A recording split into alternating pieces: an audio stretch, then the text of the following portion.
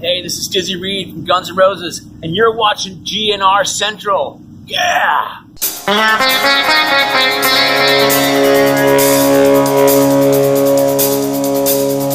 Hey everybody, what's going on? And welcome to Guns N' Roses Central. And today I want to talk about an incident that happened in 2002. So 2002 was a very different time for Guns N' Roses fans. Guns N' Roses, as they knew it, were broken up. Slash was no longer in the band. Duff was no longer in the band. It was basically just Axl at the helm. And for a lot of people who didn't follow Guns N' Roses very closely, Axl Rose to them disappeared off the planet, except for a 2002 appearance at the MTV Video Music Awards. Now, Axl was out touring with his version of Guns N' Roses, and he had been spending about the last 8 years working on Guns N' Roses' follow-up to the Spaghetti incident. So Guns N' Roses would end up playing Las Vegas for 2 years in a row. So at New Year's Eve on 2001, they played their first live performance in almost 7 years. And then the following year, they'd play Vegas once again at the Hard Rock Hotel and Casino. Now, the 2002 concert seemed to make a lot more headlines because Slash almost attended the concert. So it was reported by MTV on January 4th, 2002 that Slash was banned from the concert. So according to the headline, Slash said, "I was curious." Slash says of GNR's show he was banned from. Band's former guitarist was kept from attending the concert at Hard Rock Hotel and Casino in Vegas. According to the article, Las Vegas wasn't Paradise City for Slash as he tried to check out Guns N' Roses at the Hard Rock Hotel and Casino late last month. It seems like the band's former guitarist wasn't welcome to the jungle. So Slash, who quit the group in 1996 and later formed Slash Snake Pit, said he was in Vegas on vacation when he learned that GNR would be playing there in 2 weeks' time on New Year's Eve and 2 days before.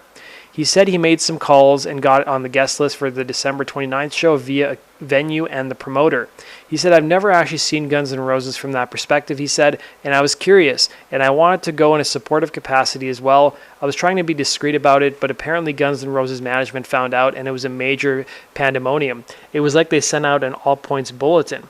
Slash said a representative from the band's management company, along with the hotel security officers, came to his room and told him to stay away from the show to spare me the embarrassment of being turned away at the door.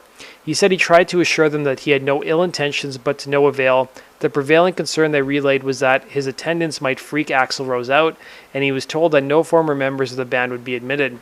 Slash offered to enter the show late and leave early, sitting in the back where he wouldn't be noticed, he said, but they refused. "I even found a security guard who said he would sneak me in, but the promoter found out about it and nixed that. Basically, if they found me inside, they said someone would get fired." At that point, he realized it was pointless to try to attend the show. He said so he gave up and went to another casino for the night. The evening wasn't a total loss, though. Slash ran into GNR crew members who were old friends and partied with them after the show. He said, "Really, I wanted to go to the show, not just cause a scene. If I had wanted to cause a scene," Slash said, "I could have called the head of security on my cell phone and said I was in the middle of the venue and to come and get me and just to F with them. I even thought about doing that, but that's just my mischievous side. It shouldn't have been a big deal, and even if after all the time Axl wanted to do a song, any number of our old GNR songs, it would have been way cool."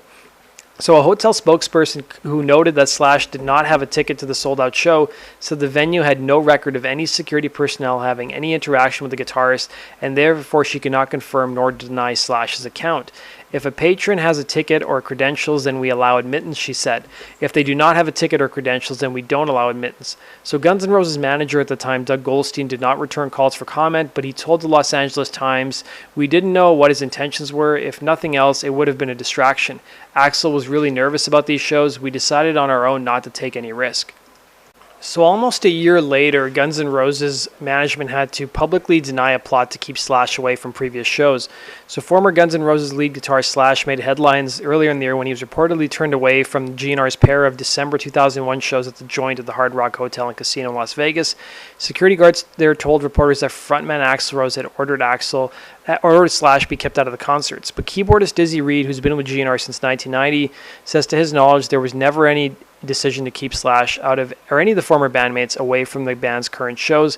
Personally, I don't know if that's true. I heard that Slash might be there, and the general consensus amongst all of us, including Axl, was, "Whatever, if he wants to come out, I mean whatever," he said. "I don't know what happened, but I saw a funny cartoon in FHM magazine or something, or a little caricature of Slash getting kicked out of the House of Blues or wherever we were playing, the Hard Rock Cafe.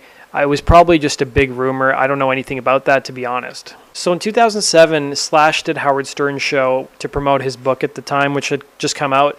And Howard's useless producer, Gary Delabate, asked him about, or Baba Booey, asked Slash about the story. And he shed a little bit more light on the story. So some people, he said, claim that Slash brought his guitar to the actual gig and was going to jump on stage and try to like humiliate Axl and his band. But Slash said that was just BS. Although Axl claimed in a fan chat that Guns N' Roses photographer at the time, Robert John, claimed to have seen Slash with a guitar. Fast forward now 8 years to 2010, and even from 2010 to 2012, there would be persistent rumors online that Axl Rose was banning fans, or Guns N' Roses management was banning fans from wearing Slash t-shirts or top hats to Guns N' Roses shows. And this forced Axl Rose to lash out on the MyGNR forums over the Slash ban rumors. So the month prior, it had been reported that Guns N' Roses tour of Canada was underway. A rumor surfaced that the band was banning all Slash-related merchandise from GNR shows. So shirts featuring Slash were reportedly asked to be turned inside out, and top hats were allegedly barred from any Canadian venues. The rumor, which was reported by TMZ, turned out to be false, but over at the MyGNR forum, some fans, one in particular, continued to perpetuate the myth, forcing Axl Rose himself under the username Dexter, which he used before to make a rare online appearance to lash out at a fan with the trademark vitriol. So Axl said the following: "What the F do you know? That's right, you don't know jack effing shit, you effing ignorant. Know-it-all, effing deluded, misguided, self-important, self-righteous, pious, small-minded, clueless, loudmouth, arrogant, C-word." Axl wrote in response to one poster who claimed to have a name and phone number of a security guard who could corroborate TMZ's no Slash story.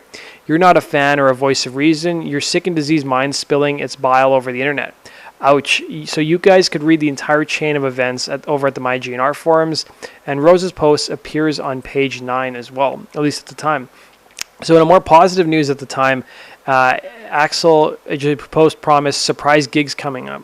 I'll just remove that. So that basically does it for today's video. Thanks for watching, guys. If you enjoyed that, please like and share and subscribe to stay up to date on the latest GNR news. Also, go follow us on GNRcentral.com, where we keep you guys up to date on the latest Guns N' Roses and their member side projects. And you guys can also go support us on Patreon if you want to see us continue to make great videos just like this. Take care.